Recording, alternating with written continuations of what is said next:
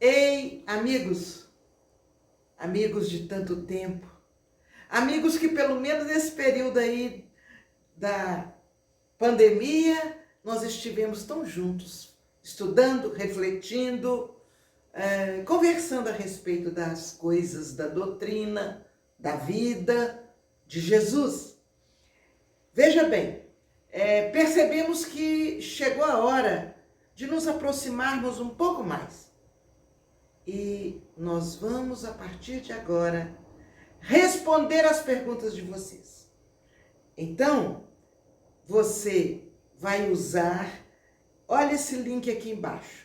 Aqui você vai encontrar um questionáriozinho para você dizer o que você quer saber e dizer seu nome. Se você quiser gravar um vídeo, você grave e mande para nós. E nós vamos começar a conversar diretamente. E nós vamos, então, dialogar. Diálogo, à luz da doutrina espírita, à luz do Evangelho. Conto com sua participação. Contamos nós com sua participação. Um grande abraço. Aguardamos suas perguntas.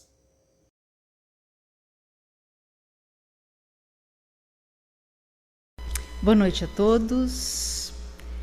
Hoje estamos aqui com vocês para conversar sobre um tema de extrema importância.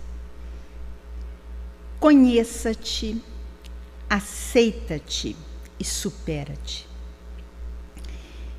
Quando nós refletimos em relação a essa frase de Santo Agostinho, nós podemos entender todo um trabalho que nós precisamos fazer conosco mesmos para que a gente consiga superar as nossas dificuldades.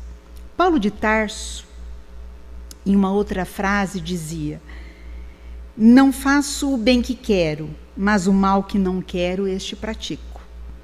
Então, o que será que acontece dentro do nosso processo de desenvolvimento? O que será que acontece conosco dentro desta, vamos dizer assim, quando nós já de uma certa forma estamos querendo praticar o bem, querendo coisas boas, e nos pegamos em muitas situações nos mesmos comportamentos, nas mesmas atitudes, nos mesmos sentimentos que nos fazem refletir em relação à necessidade da mudança. Allan Kardec, no Livro dos Espíritos, a pergunta 919, indaga a Santo Agostinho: qual o meio prático mais eficaz que tem o homem de se melhorar nesta vida e de resistir à atração do mal? Um sábio da antiguidade vô-lo disse: conhece-te a ti mesmo. Nesta frase, no Livro dos Espíritos, nós encontramos o caminho que nós precisamos trilhar. Nós precisamos nos conhecer, porque sem o autoconhecimento, a gente não consegue mudar o que a gente não conhece, não é mesmo?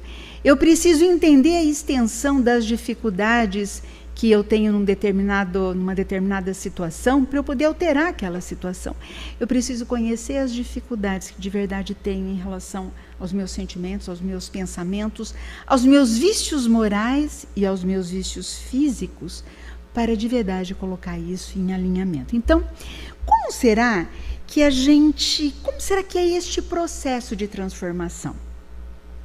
Nós precisamos entender que nós temos dois focos de extrema importância para investirmos no nosso processo de transformação, nosso processo de reforma íntima.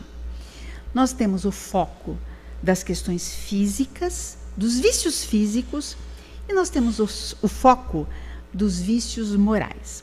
Quando a gente pensa em vícios físicos, nós precisamos entender tudo o que altera a nossa saúde física, tudo que altera o bom funcionamento do nosso organismo.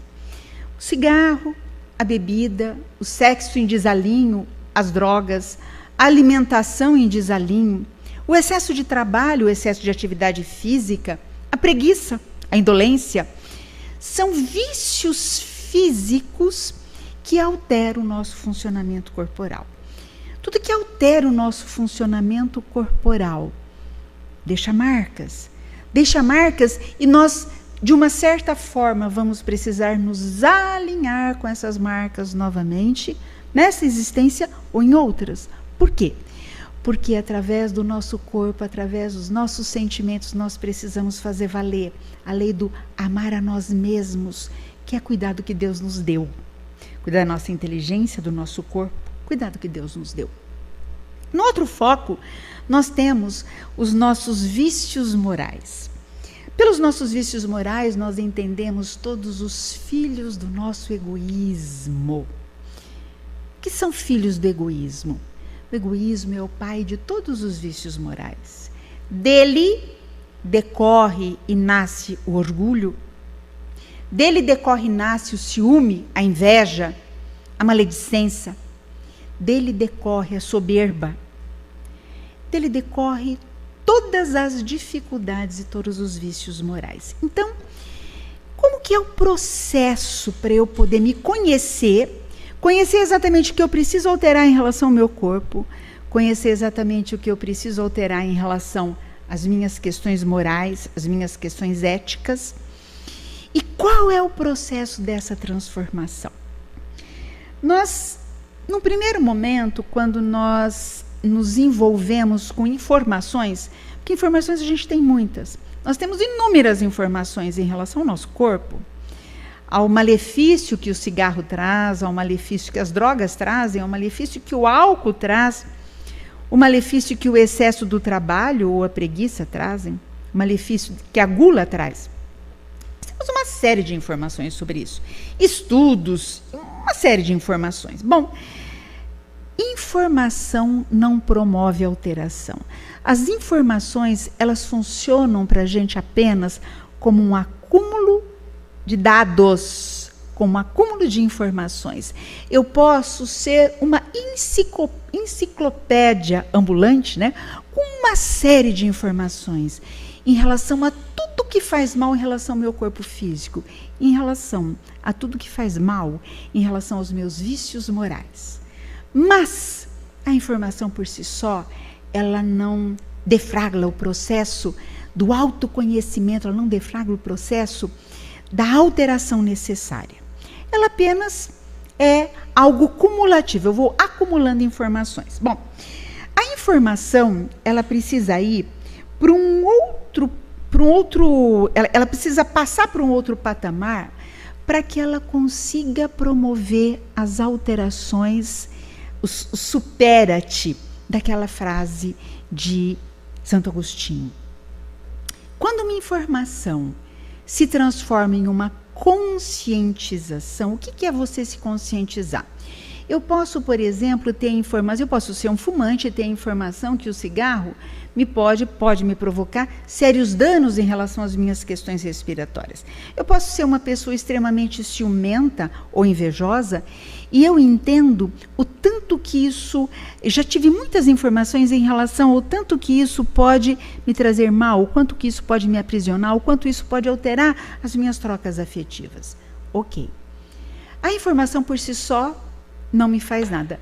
Quando eu resolvo pegar aquela informação e trazê-la para clarear a minha realidade, iluminar a minha realidade, trazer essa informação para trazer a verdade sobre mim mesmo, trazer a luz que vai me indicar a verdade, quando isso se clareia dentro de mim, eu tenho aquele insight. Nossa, eu preciso parar de fumar. Eu preciso. Porque enquanto eu não tenho a conscientização, eu fico assim, eu fumo pouco. É só de vez em quando. Isso não vai me fazer mal. Ciúme, é aquele tanto necessário, né? É uma, vamos dizer assim, é uma prova de amor, né? Inveja, não, eu não tenho. Eu apenas não gosto muito de saber o que o outro fez ou o que o outro não fez, mas não, inveja eu não tenho. A informação, ela não traz vamos dizer assim, essa luz. Quando eu me conscientizo é quando eu consigo pegar aquela informação e trazer, eu sou um fumante de verdade, eu estou promovendo o mal ao meu corpo, eu sou uma invejosa de verdade e eu estou promovendo um mal terrível às minhas trocas e a mim mesmo. Então, quando eu me conscientizo, eu trago luz a uma característica interna que eu tenho. Só que, para eu ir um pouco além, eu preciso ir, quando eu tenho a conscientização, eu preciso dar os passos para o processo da transformação. Aí é que entram as nossas dificuldades. Por quê? Porque, como disse Paulo de Tarso, né, que o bem que eu quero eu não pratico, mas o mal que eu não quero, este eu pratico. Quantas vezes nós, já conscientes da necessidade de lidar com determinado vício moral que está trazendo uma alteração séria, por exemplo, a minha relação a dois ou ao meu núcleo familiar, quantas vezes que eu já sei, já quero, e quando eu me pego, eu estou tendo aquele comportamento de novo.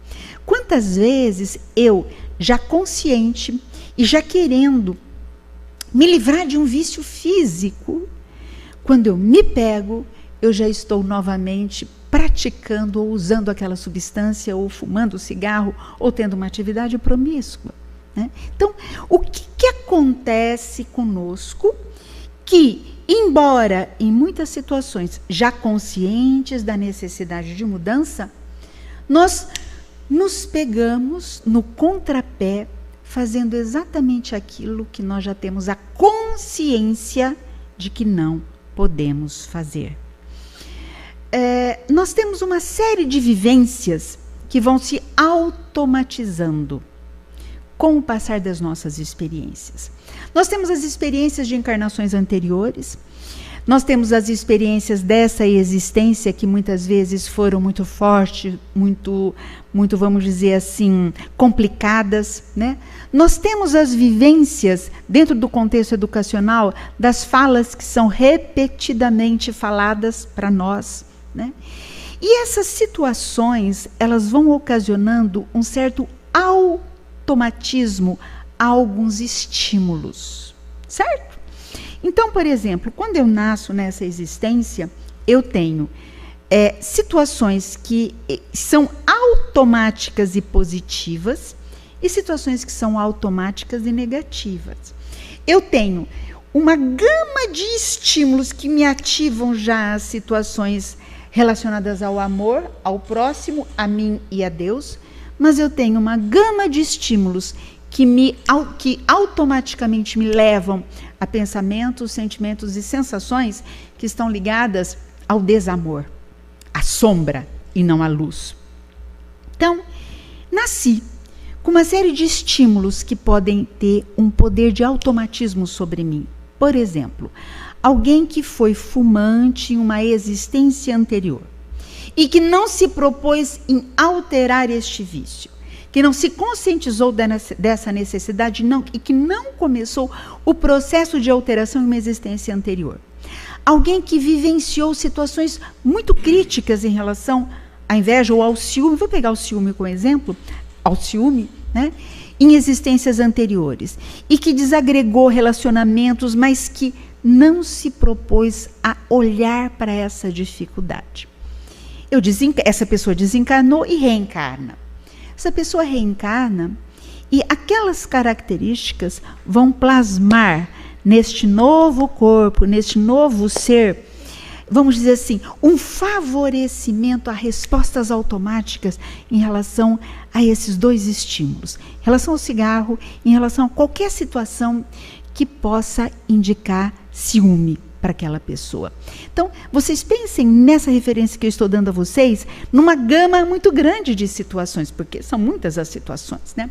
Ok, essa pessoa que nasceu com esse automatismo vai ser aquela criança que vai pegar a bituca do cigarro de alguém que jogou no chão, vai ser aquela criança que vai, quando na minha infância, né, existiam as crianças que pegavam, para fumar, pegavam aqueles coisinhas de chuchu seco, né? Era automático, né? Ou mesmo essa pessoa, em qualquer situação onde ela sentir que o amiguinho está conversando com outra pessoa, ela vai se enciumar. Que o pai está conversando com a mãe, ela vai se enciumar. É automático. Que a mãe está dando mais atenção para o irmão, ela vai se enciumar. Então, essa pessoa já nasce com marcas, tanto a nível físico, como a nível emocional, a nível das questões morais, tá? Que são automáticas. Esses automatismos, diante do estímulo, eles vêm sem a minha conscientização. Eu posso não estar pensando, mas de repente vem a vontade, o estímulo é automático, eu vou e faço. Depois que eu fiz, nossa, eu não devia ter feito aquilo. Nossa, eu podia ter ficado sem aquela situação, sem aquela vivência. Tá? Então, quando eu tenho a informação e me conscientizo, só a conscientização ela não tem a força suficiente para brecar esses automatismos. O que alimentam esses automatismos? Primeiro, a força do gravado, a força do que já foi vivido. Segundo, todos os nossos males decorrentes do nosso egoísmo, o nosso orgulho, a nossa vaidade, são situações que, vamos dizer assim, ocultam de nós mesmos os nossos automatismos. Ocultam de nós mesmos a possibilidade de nós pegarmos isso na mão. Sabe por quê? Porque é mais ou menos assim. Eu passo a mão na minha cabeça, né? Eu tive aquela situação onde eu me ensinou. Não, mas também, né? Puxa vida, por que não? Né? O problema foi o outro. O problema é que sempre me dá motivo. O outro é que sempre me dá motivo. Eu já estou consciente de que eu sou ciumento. Eu já estou consciente de que aquilo não é uma coisa interessante, legal para a minha troca, que eu preciso alterar aquilo. Eu já estou consciente de que eu não posso fumar pegando o vício físico e o vício moral. Já estou consciente que eu não posso fumar. Mas, como me dá prazer físico, tá? Então, aqui eu tenho o prazer físico e aqui eu tenho o prazer que o egoísmo me traz, o prazer que a soberba me traz, de continuar vivendo essas situações. Então, este prazer, alimentados pelo meu egoísmo e os seus filhotes, impedem que eu vá para o segundo passo, que é a transformação. Então, eu tenho automatismos relacionados ao físico, automatismos relacionados às questões emocionais, afetivas e espirituais, aos sentimentos. Bom, se eu já tenho a informação necessária, se eu já me conscientizei, o que eu preciso para me transformar? Eu preciso querer trazer luz aos meus aspectos sombrios. Tudo o que for filhote do meu egoísmo é a sombra. E a sombra ela não é real. Nós temos essa realidade, né? O escuro, a sombra, é a ausência da luz. Ele não existe. Ele desaparece quando a luz existe. Da mesma forma que o ódio, a inveja, o ciúme, eles não existem. Eles desaparecem quando eu me proponho a vivenciar o amor. O amor cobre a multidão de pecados. A luz ilumina. Amor é luz. Egoísmo e seus filhotes são sombras. Então, quando eu me proponho a me iluminar internamente, eu dou este primeiro passo. E este processo de iluminação é um processo lento. Por quê? Porque, por conta do nosso orgulho, a gente faz uma confusão entre ser e estar. E quando eu faço essa confusão entre ser e estar, muitas vezes eu me nego a me conscientizar daquela dificuldade. Vou dar um exemplo assim. Por exemplo, se eu não entendo essa questão de que o mal não existe, o mal apenas é a ausência do bem, que o ódio, o rancor, a mágoa, o ciúme, a inveja, os vícios morais não existem, eles são apenas a ausência do amor. Se eu não me conscientizar disso, é muito triste, é muito complicado eu me assumir e conscientizar de que vivencio uma situação onde eu sinto inveja ou ciúme. Sabe por quê? porque aí eu vou fazer a confusão. Então, eu sou invejosa, ou eu sou ciumenta. É completamente diferente quando eu posso entender que eu não sou, eu estou. Porque a hora que eu resolver alterar, a hora que eu resolver fazer a transmutação da sombra para a luz, fazer a transmutação do vício moral para o amor, para as virtudes, a hora que eu resolvo fazer essa transmutação, eu inicio o processo da transformação.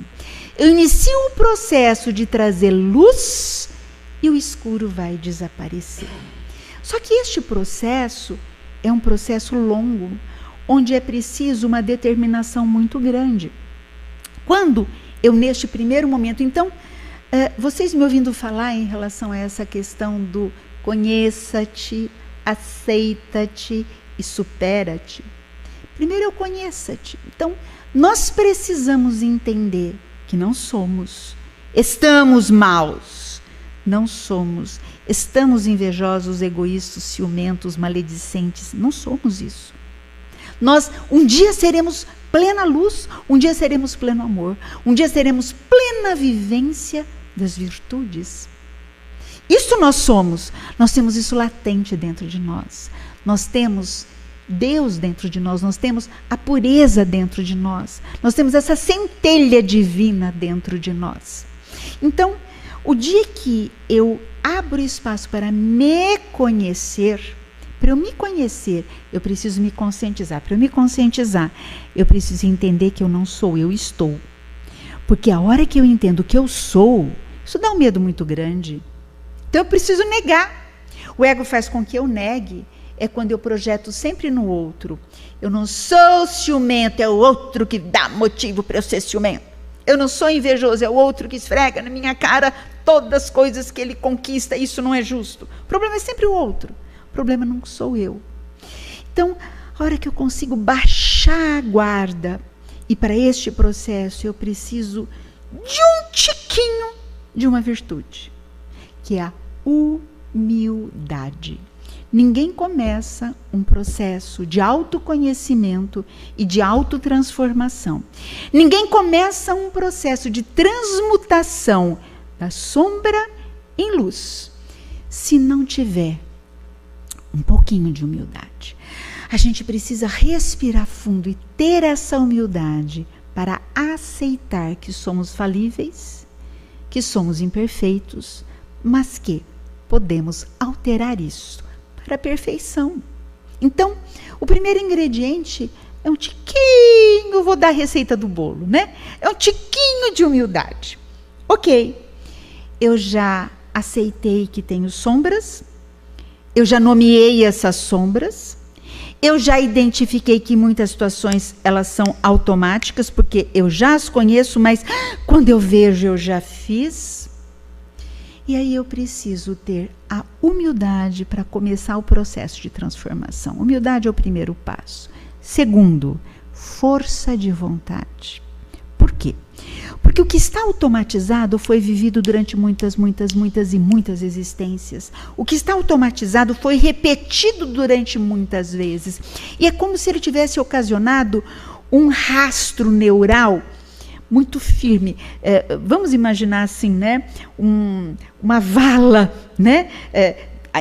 Imagine simbolicamente a nível neural, né? Como se fossem aqueles caminhos muito bem traçados. Imagina um campo de futebol onde tem aquela trilha, né? Sem grama, porque as pessoas vão passando por aquela trilha. Esse exemplo é interessante. Então, os automatismos são aquela trilha. Quando eu chego do lado de cá do campo de futebol e preciso ir para lá, eu não vou pensar se aquela trilha é mais longa. Eu vou por ela, porque o resto é mato, está grande. Vai ser difícil eu passar. Você imagina um campo de futebol com a grama alta, né? Eu vou pelo trilho, é automático, já está automatizado aquele trilho, tá? Quando eu resolvo mudar, a primeira coisa que eu preciso ter humildade de colocar um sinal de pare neste caminho automatizado. E eu tenho que ter a força de vontade de trilhar um outro caminho. Eu preciso ter a força de vontade de mudar a referência. Eu preciso ter a força de vontade de vivenciar no meu dia a dia o antídoto para aquela situação. O que é o antídoto para aquela situação? Então, vamos colocar o processo de transformação que vai nos levar à conexão com a centelha divina que nós temos dentro de nós. Esse processo de transformação começa com a informação. Aqui eu tenho um estímulo que é automático, que me faz vivenciar coisas negativas. É automatizado. Eu tenho um pensamento, um sentimento e uma ação automatizadas. Para o mal, para a sombra. Eu tenho informação, isso não mudou, não. Quando eu me conscientizo, eu mudo o pensamento. O rastro ainda está automático, porque eu já mudei o meu pensamento. Puxa, eu não posso fazer isso. Quando eu me pego fazendo, eu faço. Quando eu faço. O primeiro passo do processo de transformação. Ele é complicado porque ele traz muita culpa nesse começo, porque eu já sei o que eu preciso fazer, mas quando eu percebo, aí eu preciso do terceiro elemento. A humildade para entender que eu não sou, eu estou. A força de vontade para começar. Aí eu preciso da persistência. Eu preciso persistir naquele novo caminho que eu trilhei. Eu não posso desanimar. Eu não posso me desanimar com os fracassos. Eu tentei uma vez não ser ciumenta, 2 vezes não ser ciumenta, 3 vezes não ser ciumenta, na 4ª não deu jeito. Chegou perto do meu marido, eu dei bafão. Foi automático. Me conscientizei de novo, eu não vou desistir, vou persistir. Persistir 1, 2, 3, 10, 20, muitas vezes, até o dia que eu automatizei. A hora que eu automatizei, eu mudei o meu comportamento num primeiro momento e fiquei repetindo o pensamento, eu já mudei. Agora é o meu pensamento que está mandando na minha ação. Porque quando era automático para o negativo, para o patológico, para a sombra, tá? Eu até sabia que era errado, mas não mandava na minha ação. Quando eu via, eu já estava fazendo.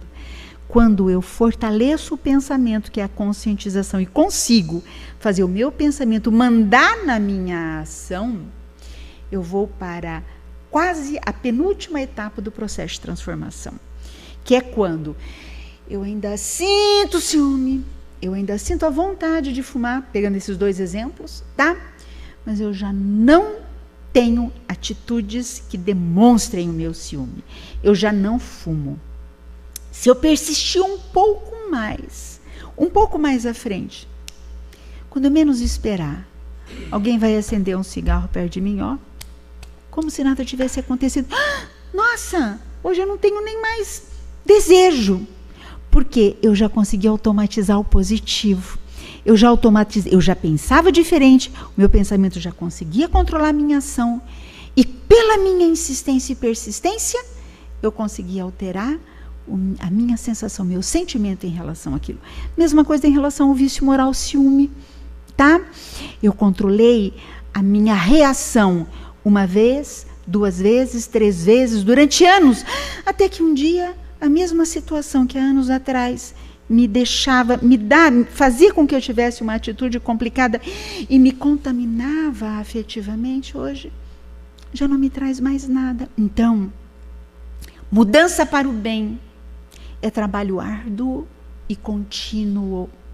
O primeiro passo é eu ter a humildade para aceitar as minhas dificuldades. Isso vai iluminar as minhas sombras internas. O segundo passo é eu ter a força de vontade para começar o processo de alteração. O terceiro passo é eu ter a persistência de prosseguir. E eu, com certeza, vou chegar ao último passo, que é a automatização do positivo.